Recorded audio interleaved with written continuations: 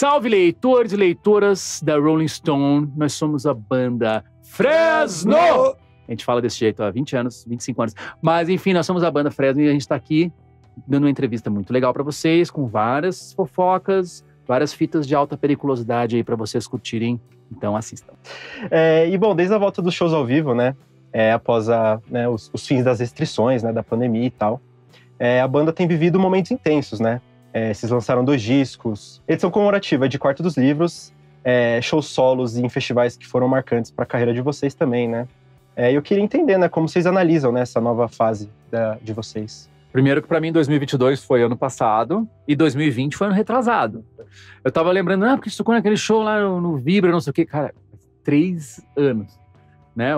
Enfim, mas sim, eu acho que a gente tá bem no meio, assim, de uma montanha-russa ali que teve seu começo durante a pandemia, mas o pós-pandemia a gente super também segurou para que o nosso primeiro show fosse o show no Lollapalooza, que por 1000 cargas d'água calhou de ser um show muito histórico para a banda, muito grande, por várias coisas, assim, desde o fato de tava chovendo, aí não ia ter o show, aí vai ter o show, e aí quando vai ter o show, quando viu, tava o festival inteiro lá pra ver a gente, porque não tinha nenhum show por 1000 cargas d'água. Por 1000 cargas d'água que não caíram.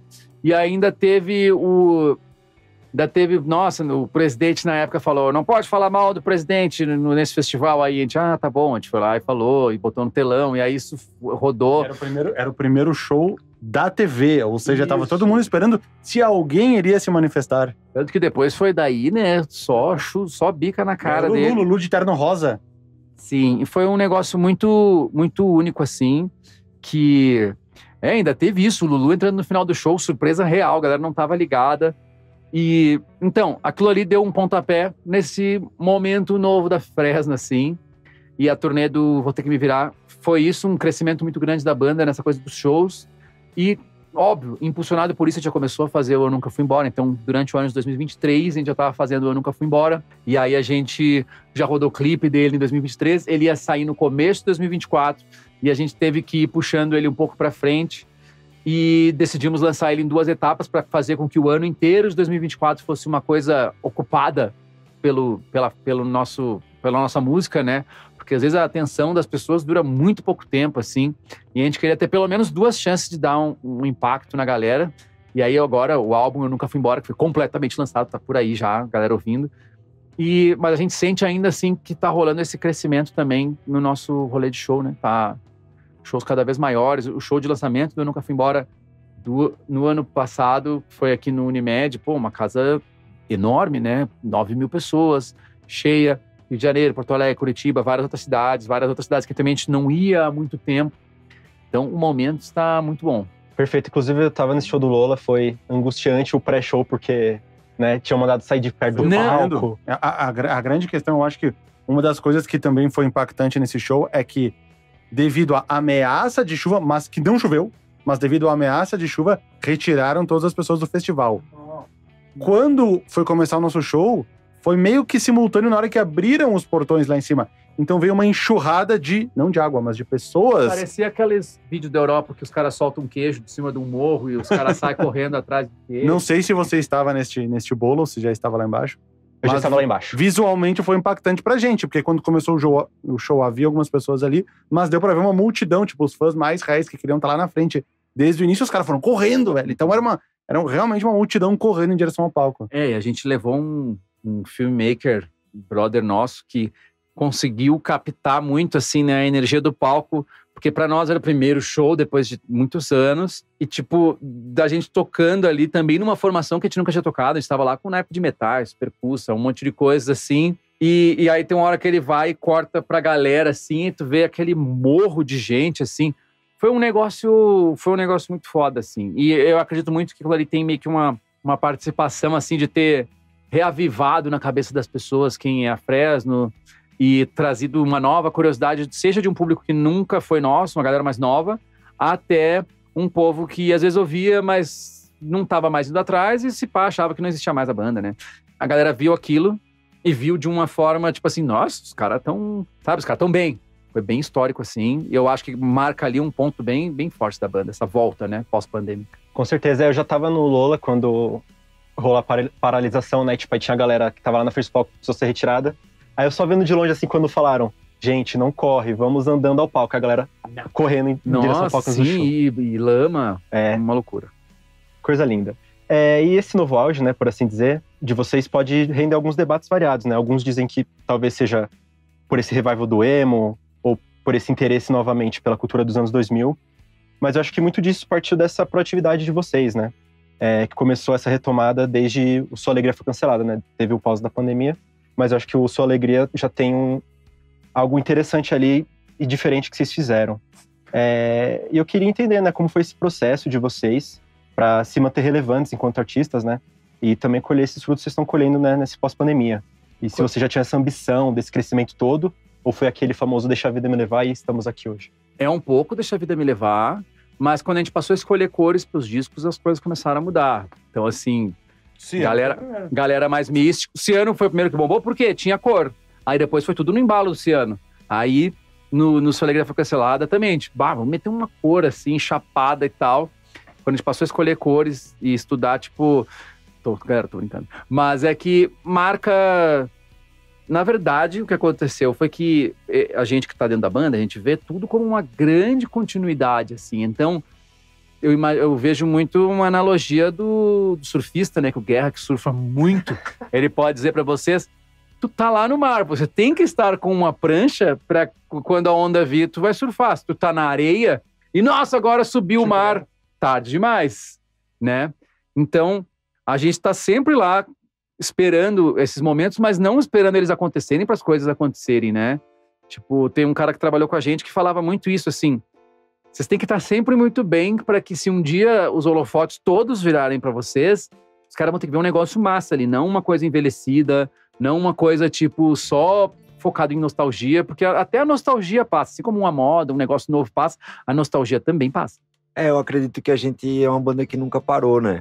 A pandemia parou todo mundo, mas a gente nunca parou. Inclusive, na pandemia, a gente tava trabalhando muito, assim.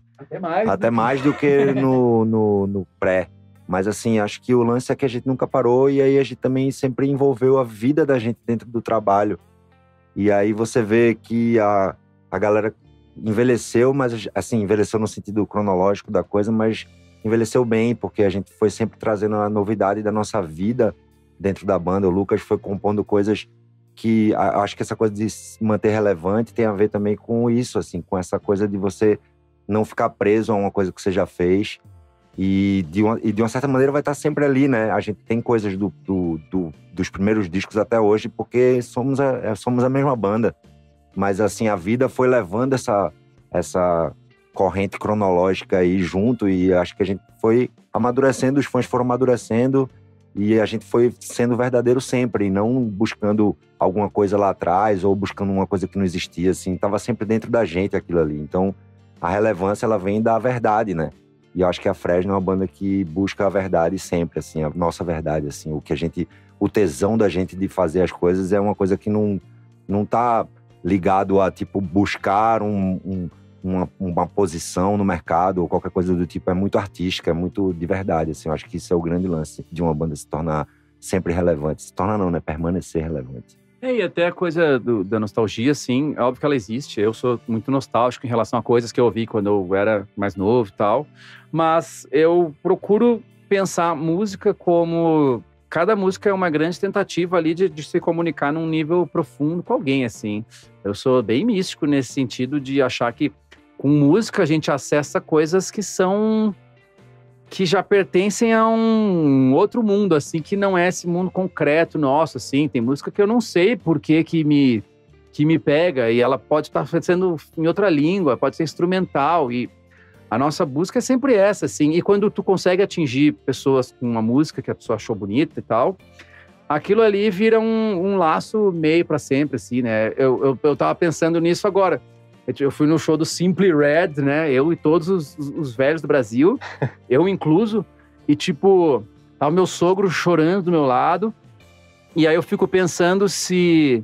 Tipo assim, então...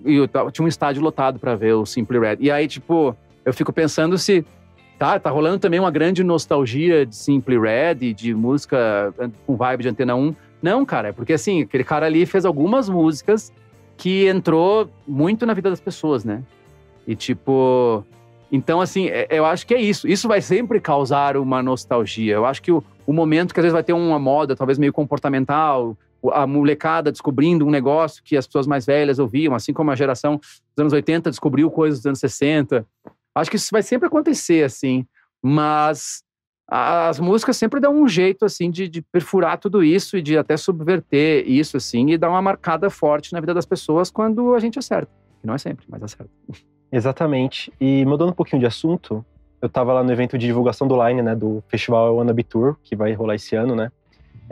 Em algum momento vocês brincaram ali, né, que o Dead Fish era o avô do emo, vocês os pais, se eu não me engano, e etc. Eu queria entender, né, como vocês analisam, né, essa sucessão. Entregando a idade das pessoas, né? Eu acho que... Não, o Brasil teve uma cena de hardcore, de punk rock, e dentro disso tem todas as ramificações disso, seja de ska ou de emo.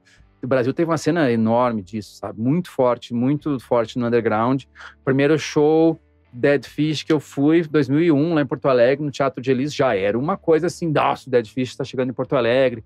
E pra eles, a banda já tinha 10 anos. Eu lembro que eu tinha um adesivo deles, assim, que a banda tava completando 10 anos naquela época. Então, as jornadas, assim, elas vão meio que se completando, né? A gente é uma banda que surgiu quando essas bandas já tinham 10 anos. O próprio, sei lá, o Reitinho não tá no I Wanna Be, mas também é uma banda de uma geração anterior que fez bandas da minha geração falarem assim, nossa, eu quero montar uma banda também, fazer umas músicas meio assim e tal. E é por isso que, assim, essa história ela vai sendo contada a muitas mãos. É claro que essa geração anterior culminou num momento em que surgiram bandas, tipo como Fresno, NX0 e outras, que também estavam fazendo isso, mas no momento em que existia todo um mercado olhando para isso, descobrindo jovens que estavam consumindo um outro tipo de música pela internet e tal. E aí foi muito na nossa vez, né? Que o negócio ficou tipo mainstreamzão de verdade, assim. Mas o pensamento, se tu for retrair, assim, o pensamento lá dentro da gente, a motivação, o jeito de fazer música, o jeito de pensar a carreira, é muito do it yourself, assim, é muito a mesma ética de qualquer banda de hardcore que tinha naquela época, de às vezes não se envolver com coisas que a gente acha paia, não ir atrás de modismos e tal, porque eu acho que é isso que faz uma cena existir assim, né, que é tu ter uma nerdice em torno daquilo, assim, né, de todo o fã ser especialista naquilo, bandas que a gente gosta, a gente não é tipo assim, eu curto aquelas músicas, não, eu manjo sobre essa banda, assim, e o nosso fã tem muito isso, que reflete meio como a gente se relaciona com os artistas que a gente gosta. Por exemplo, o Guerra sabe tocar todas as músicas do Pearl Jam no violão, melhor que os caras do Pearl Jam, tenho certeza. Perfeito. O exemplo eu gostei. O cara é nerd. Sabe mais dos caras que os próprios caras. O Valvo sabe tudo sobre a Laura Pausini, por exemplo. Jamais erraria sabe até ao contrário dela. Exatamente. Chique. E aproveitando essa vibe mais nostálgica, né? No ano passado, a banda completou 25 anos, né? Então, por favor, conta a história toda aí. Sensacional. 4 de dezembro de 1999. Porto Alegre. Essa data condiz 31 com a realidade. Com a realidade. Condiz, sabe por quê? Ó, é até importante falar isso. Não teria por que a gente saber a data de fundação ou de início da Fresno. Porém, eu tinha um pedaço da baqueta quebrada do primeiro ensaio. Porém, era o aniversário do Lucas. Não, é primeiro. Tu tem essa baqueta Não, ainda? eu perdi na troca de casas. Cara, isso valeria muito. 800 pau, eu acho. Enfim, era metade de uma baqueta do Cooper, que era o baterista, escrito primeiro ensaio, 4 de dezembro de 99. Olha só. Onde tá isso? Cara, quando eu mudei da casa da frente pra casa de trás, muitas coisas foram perdidas. Aí tua mãe achou um grave. Por exemplo... É a mesma casa. É a mesma casa. Mas, por exemplo, a minha coleção de tampinhas com as carinhas dos jogadores de 95, lembra disso? Isso vale mais que a baqueta. Isso valeria mais que a baqueta. Eu tinha completo isso, cara. Eu não sei nem de quem foi a culpa. Nossa. Mas por isso, eu lembro, cara, foi escrito com uma caneta roxa numa baqueta. Nossa. Eu lembro disso.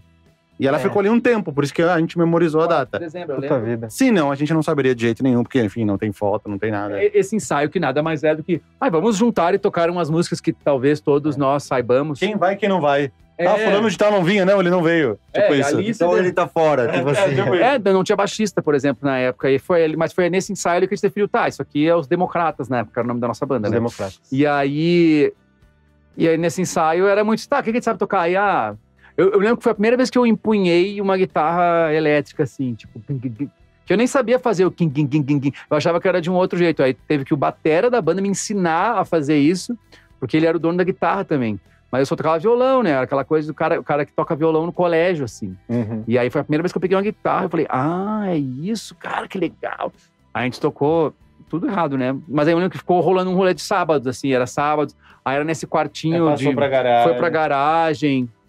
E Ciclo completo, então. nem sei como a gente ligava as coisas. Tanto que, assim, a primeira vez que a gente foi ensaiar num estúdio que tinha amplificadores foi no ensaio geral pro festival de bandas do colégio, que a gente pegou a salinha ali do Groove, que aí, tanto que tinha um Marshallzão, assim, o cara... Quer usar a distorção do Marshall? Claro que não. Deixa eu usar minha Zoom 505 aqui. Que porra é essa aí? Marshall, não sei o quê. Aí imagina o som que não devia ser. Deve existir essa fita.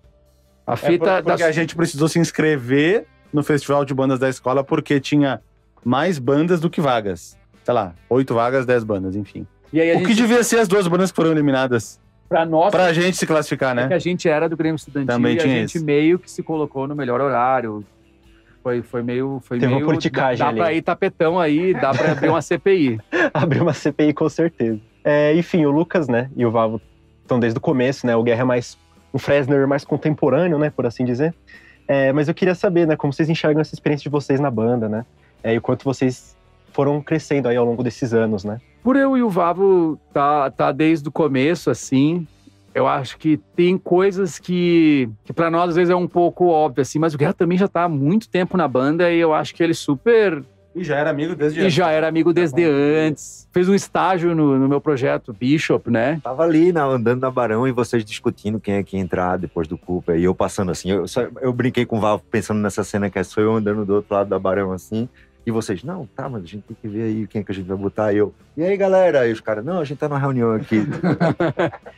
Então, assim, já se conhece há bastante tempo, mas é claro que por eu e o Vavo estar lá desde do zero, assim, existe... Eu me lembro que até todo mundo que entrou depois, não é exclusivo do Guerra, assim, todo mundo que entrou depois, rolava as horas que a gente olhava assim, esses caras que entraram agora, né? Os caras não entenderam ainda essas coisas, não sei o quê. Mas no fundo, assim, eu acho que tudo que acontece dentro dessa banda é muito calcada, assim, e na amizade que a gente tem, óbvio, na admiração que eu tenho por eles e que isso gera uma coisa de confiança, assim, né? Porque, às vezes, tem vários amigos com bandas, e aí eles ficam nos contando dos dramas das bandas deles, eu falo, cara, pelo amor de Deus. Acaba essa banda. Acaba essa banda aí. Não, porque não sei o quê, porque o outro lá reclamou que não sei o quê. Eu falo, cara, se tu tem uma banda que vocês estão num casamento perfeito, assim, já tem vários negócios que tu tem vontade de explodir tudo e dane-se, fui, já era. Aí tu pensa assim, quando ainda tem uma coisa, às vezes, de conflitos, às vezes, de personalidades ou de egos, que são muito diferentes, aí tu vê os caras se estapeando, assim, às vezes até fisicamente. Aí eu penso que, cara, teve momentos em que basicamente tocar na Fresno não era necessariamente o que nos sustentava, assim, né? Seja nesse primeiro momento da banda, quando a gente ainda era molecada, até um momento depois, assim, que a banda já tinha passado aquele turbilhão de sucesso e ficou coisa que foi diminuindo, fazendo shows cada vez menores. Então, assim, por que a gente se reunia, ensaiava, comprava baqueta e tal? Cara, somente porque é legal, né? Tipo assim, acho que a guia mais absoluta. Agora parece que tem chifres, ó. Aí, ó, chifres. Peraí. Chifres RGB. Chifres hoje. A coisa mais absoluta que dos guia é tipo assim, isso aqui vai ser massa, né? E tipo, é impossível tu fazer algumas escolhas, algumas coisas que a gente faz, sem existir, acima de tudo isso, uma amizade, um respeito, assim. E a confiança, que eu acho que é muito louco, assim. Tem coisas que, sei lá, eu não consigo me envolver em todas as áreas da banda. Então, a gente também foi encontrando, assim, cada um meio que tendo uma aptidão mais pra alguma coisa, assim, e, sabe, meu irmão fala muito, né, toco e me boi, meu irmão é argentino, não, mentira, mas ele usa toco e me boi para muitas coisas, que é muito assim, cara, passei a bola aí, cara, Eu sei que tu vai fazer um bagulho massa, eu sei que tu também tem o mesmo norte, assim. E tipo, e com isso a gente consegue agir e andar mais rápido, né? Eu acho que, cara, eu posso falar, assim, eu tive muitas bandas, assim, toquei com muita gente, e eu vejo que a gente tem uma parada que eu não conheço outra banda, assim, eu posso falar isso com muita propriedade, assim, não conheço outra banda que tenha a proatividade, a conexão e essa coisa de andar pra frente, assim, cara. A gente nunca parou numa pedrinha, assim, qualquer, sabe? Assim, tipo, perder tempo com coisas, tomar decisões, assim, é muito rápido, é muito dinâmico o trabalho da gente, assim, é sempre olhando pra frente, assim, às vezes nem é o que tu 100% pensava, assim, mas tu sente que tem coisa que tu tem que dizer assim, vamos, assim, é tudo muito em cima do vamos, sabe, assim, é de tipo, Ogum pra caramba, assim, é, tipo... Né? Tem uma história boa, a gente tava no Gilberto Barros, na Rede TV, aí aqueles programas de fim de ano, aí agora o Babalorixá vai dar as previsões para celebridades no fim do ano. O que tu acha que vai acontecer com a Cláudia Raia? Aí o cara, eu acho que a Cláudia Raia, ela tem que se cuidar muito com os amigos, não sei o quê. E aí a gente tava lá nesse dia casualmente, e eu nunca vou esquecer, porque nesse programa servia uma feijoada completamente absurda, e tinha um ar-condicionado completamente gelado, e a banda meio que vai lá, meio ratinho, assim, que tu vai lá e toca, e tu meio que fica lá o programa inteiro, literalmente... Comendo. Tipo, torresmo, feijoada, e não sei o quê. E a gente tava lá comendo essa feijoada, e em algum momento, o Babalorixá deu a previsão de 2014 para Fresno, e ele falou, joguei aqui os meus búzios, e 2014 vai ser um ano regido para vocês, assim, vai ser muito Ogum. Então, assim, qualquer ideia que vocês tiverem, vocês vão ter que fazer. Aí a gente, cara, assim, eu não sei, eu não sou uma pessoa do Candomblé e tal, mas eu sou agnóstico pra tudo, assim, eu respeito muito tudo, e eu falo assim, bom, esse maluco falou isso, então tá bom, que mal pode acontecer? Pegou bonito na gente, assim. Aí era muito assim, o cara tinha uma ideia assim, eu acho que a gente tinha que fazer não sei o quê, Ogum. Aí, tipo, vamos lá.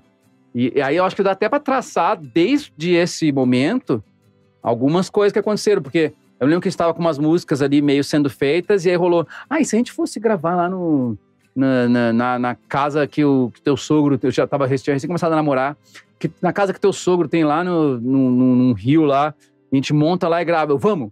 E aí a gente fez o Eu Sou a Maré Viva, e aí tanto que a gente chegou assim, mas não tem dinheiro pra fazer, a gente, não, chega aqui, eu vou falar com o maluco do programa de TV lá, a gente vai gravar um reality sobre um disco que a gente tá fazendo, só que a gente precisa, sei lá, de 30 conto, e aí pra cobrir os custos do reality, não, tava cobrindo os custos do disco, que não ia existir se não tivesse o reality, né?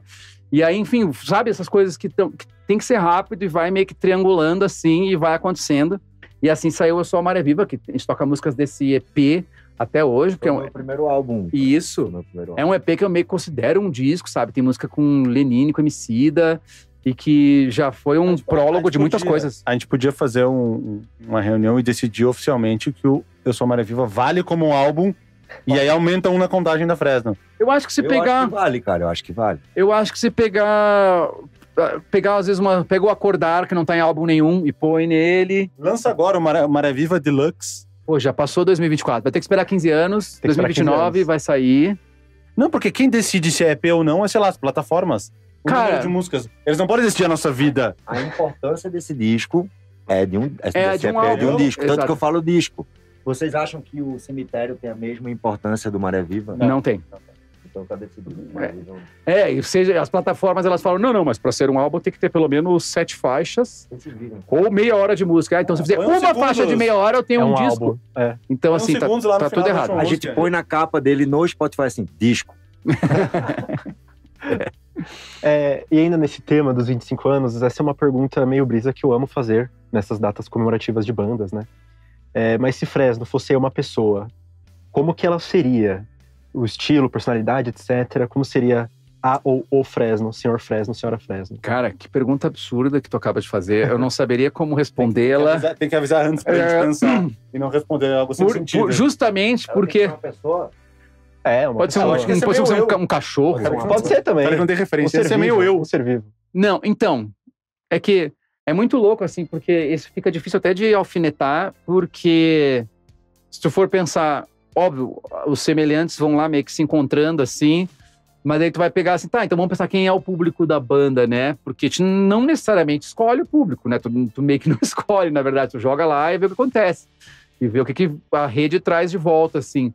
E tem vários fãs que são zero estereótipo do emo, que inclusive na época não eram. Sei lá, o maluco é um contador. O advogado, não, o Guilherme. Exatamente. Tipo assim, é muito... Aí no Rio de Janeiro tem fã feliz da banda. No Nordeste também. É o cara que claramente tá sempre de regata, joga um futevôlei. Então é muito difícil encontrar essa pessoa assim. Aí tem, sei lá, tem na academia lá chegou uma mulher fortona assim. Falou, sou muito fã, não sei o que, ficou ouvindo Fresno nos meus treinos. E aí tu fica assim, então é muito difícil. Essa pessoa seria tipo aqueles anjos biblicamente realistas. Correto. Que é tipo assim, 10 cabeças diferentes, 50 braços, porque é muito disforme, assim. É uma coisa que é impossível dizer como é essa pessoa. E eu me arrisco a dizer, eu não estava no começo, mas é uma pergunta também. Tu não acha que ao longo do tempo isso foi ficando mais amplo ainda? Sim. Tipo assim, tá ficando cada vez mais amplo, eu sinto isso, porque tipo, quando tu é muito jovem, tu meio que segue uma tendência, tu tá meio que na mesmo trilho, assim, na escola e tal, estudando. Depois tu vai virando adulto, que é os fãs adultos da gente, assim, e aí cada um vira uma parada e realmente a coisa vai se afastando, assim, não sentimentalmente, mas estereotipadamente falando, assim. Então eu tenho visto mais gente diferente, assim, o público crescendo. Teve uma boa, acho que eu não contei nem pra vocês. Agora no carnaval eu tava numa praia lá no Rio Grande do Sul. Aí eu tava na fila pra pegar pão. Aí tinha um cara atrás de mim, 2,6 metros de altura, regata do Los Angeles Lakers. E eu tenho um canal no YouTube de basquete, trabalho com basquete também. Ele, Vavo, o que tá fazendo aqui? Pô, cara, eu sou muito fã teu. Aí eu vi o cara, que eu deduzi que o cara me acompanhava pelo basquete. Ele, não, curto a Fresno há muito tempo. Eu, não era pelo basquete. Preconceito com altos, hein? É que o Vavo agora, ele tá nessa coisa de, tipo assim, da galera parar ele na rua e eu olho assim e falo, o cara gosta da Fresno. Quando vê o cara, tipo, é fã dele do programa de basquete, assim, muito acontecendo, assim. Tá famoso, duplamente. Mas esse cara, o cara era gigante, velho, gigante. E era por causa da Fresno. Não era por causa do basquete, me enganou. Entra no que tu falou, pessoas que não se encaixam em... Era o LeBron James, basicamente, então, que... ele falou inglês e ele falou que jogava num time chamado... ele falou que era o maior cestinho. Ele usava uma coroa de rei. Eu achei que era mentira, porque, enfim, não fazia sentido, mas talvez fosse. Então, o senhor ou senhora Fresno seria um metamorfo, então, decidido. Então, vamos lá. Né, nesse período pós-pandêmico, vocês lançaram 2 dos meus álbuns favoritos de vocês. Eu também acho. Eles estão ali, pra mim, no topo de verdade, que é o Vou Ter Que Me Virar.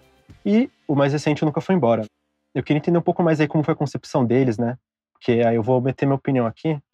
Porque eu sinto que o Vou Ter Que Me Virar tem uma pegada mais assim, do rock mais moderno, né? Com uns mais sintetizadores e tal, mas tem uma mistureba. Mas eu sinto que o Enf, ele é um pouquinho mais nostálgico, assim. Não sei se é por conta da primeira música, eu acho que ela é mais... Ela me deu essa primeira música de um disco, ela guia muito o que a pessoa vai achar do disco. É que fica, né? E no caso do Vou Ter Que Me Virar, é um disco que... A música Vou Ter Que Me Virar, ela de propósito, ela meio que não tem guitarra alguma. Quase não... A bateria, ela está lá, mas ela está fazendo o papel de uma bateria eletrônica, assim. Porque... Não sei porquê, a música surgiu dessa forma. E ela foi virando isso. Mas de propósito também, ela já dá uma flipada pra fuder o que é a faixa 2 do Vou Ter Que Me Virar. Então... A tônica do disco é meio que essas 2 faixas, assim, né? Mas, sim, o Vou Ter Que Me Virar é um disco que ele claramente tem meio que 2 metades, assim. Uma é muito direta e a outra é mais viajante. E retrata um pouco o rolê da pandemia, assim, eu acho, de certa maneira. Então, são músicas que têm uma cara de... As viajantes, principalmente, são músicas que têm uma cara de música que o cara fez sentado. Assim. Não é um bagulho assim que a gente tá tocando junto e fizemos o disco e tal. Já o Eu Nunca Fui Embora é um disco que tem muitas coisas que surgiram de um pouco de ideia de passagem de som e de conversas que a banda estava tendo meio junta. E também surgiu de uma vontade de encontrar uma sonoridade super nossa, mas também pensando nos instrumentos clássicos, assim, sabe? Sem ir atrás de um som num sintetizador que vai me fazer gerar uma música. Nada contra, adoro. Eu me seguro para não usar ao máximo, assim. Mas a gente procurou trazer os sons mais absolutos dos instrumentos, assim. E pô, se a Fresno é representada por um batera e 2 guitarristas, e cantor. Tipo assim, vamos tentar trazer um som pra isso, assim. E também uma busca de uma simplicidade na composição, que é muito fácil a pessoa começar a ir pra um negócio, aí rebuscando, né? Aí tipo assim, não, mas eu aprendi isso aqui. E a gente sempre aplicou muito o que aprendeu musicalmente, até teoricamente, até sobre produção. Ah, aprendi um bagulho novo aqui, vou fazer uma música assim. Aprendi um bagulho novo aqui, vou fazer uma música assim. Mas eu acho que o Eu Nunca Fui Embora já é um disco que foi feito em cima de uns 25 anos de banda, onde a gente conseguiu até se autorreferenciar um pouco. Por isso que quando tu fala assim, um bagulho meio clássico, talvez seja a gente pensando assim, não, vamos jogar um pouco em casa aqui nessa música ou naquela música e procurar trazer a composição para um negócio mais simples, mas óbvio, sem perder o drama, sem perder o peso, sem perder as coisas que meio que são características da banda, assim, né? Mas se existe um pensamento por trás desse disco, foi tipo, que música somente a Fresno poderia ter feito? E eu acho que é meio que isso, assim. Justíssimo, e também até a própria letra, né, do Nunca Fui Embora também tem esse lance mais, né, olhar pra trás. E bom, pra encerrar aqui, né, gente, e por falar no Nunca Fui Embora, a gente tá muito contente que vocês estão divulgando isso com a gente também, que vocês vão lançar aí a versão deluxe do disco, né, com 7 faixas bônus. E conta mais aí pra gente, né, se vocês podem falar quando sai, se vão ter parcerias, se é remix, se é só bônus. Sim. E pré-save, fala aí pra galera. A gente gosta muito de trazer, às vezes, uma experiência aprofundada de um disco, assim. A gente trabalhou com vários discos que saíram, sei lá, EP de remix, EP de sei lá o quê. Mas com esse, como vai estar comemorando 1 ano que a gente lançou a primeira metade do Nunca Fui Embora, agora a gente vai lançar o Nunca Fui Embora Deluxe, dia 4 de abril, que é mais ou menos o aniversário de 1 ano do disco, né? E, cara, o que eu quero é justamente trazer essa experiência aprofundada, assim. Então, tem desde a música que virou a música Se Eu For Eu Vou Com Você, né? E essa música, ela nasceu meio que numa live da Twitch, assim como várias, até não vou ter que me virar, tem várias músicas que nasceram em live da Twitch. Mas, assim, ela nasceu numa live da Twitch meio como sei lá, era uma outra coisa completamente diferente. Tanto que hoje, depois do show, quando termina, a gente meio que dá um playzão nela, porque ela tem essa cara meio olímpica de terminou. E tipo, mas é uma versão que é muito mais lenta, assim, tudo é muito diferente. E também a gente também tá fazendo uma espécie de uma flipada no formato acústico, mas que não é exatamente o acústico clássico que as pessoas estão acostumadas, é a versão churrascaria da música, assim. Então, é obviamente uma versão acústica, mas assim, é como ela seria tocada se a gente fosse uma banda de churrascaria, que seria o quê? Violão e voz e mais absolutamente nada, assim. Então, seria a versão mais estripada, assim, da música.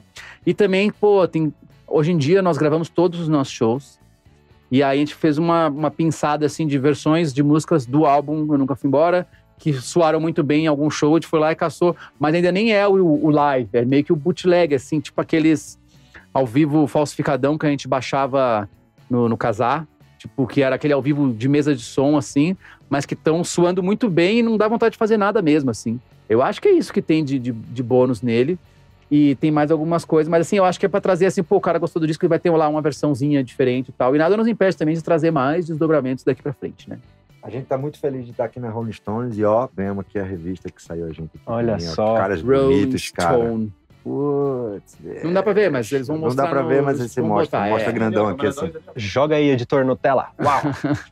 Também teve isso quando a gente, na ocasião, na verdade toda a conversa com a Pablo Vittar, dela cantar uma música com a gente nesse disco, surgiu porque também durante a pandemia eu fiz um cover ali de Disque-me, que eu acho uma música muito bonita, assim, e também, durante o trabalho do álbum, a gente lançou ela junto de um single da música Ioiô, que é a música que a gente tem a Pablo Vittar, e ela também vai entrar nesse Deluxe, porque é legal, ela tá agrupada no disco, assim, porque ela tem meio que a sonoridade do disco, que foi feita pelas mesmas pessoas, a equipe e tal, e, nossa, virou super uma música da Fresno, assim, eu gosto bastante. Essa música com a Pablo é sensacional, inclusive. É uma doideira.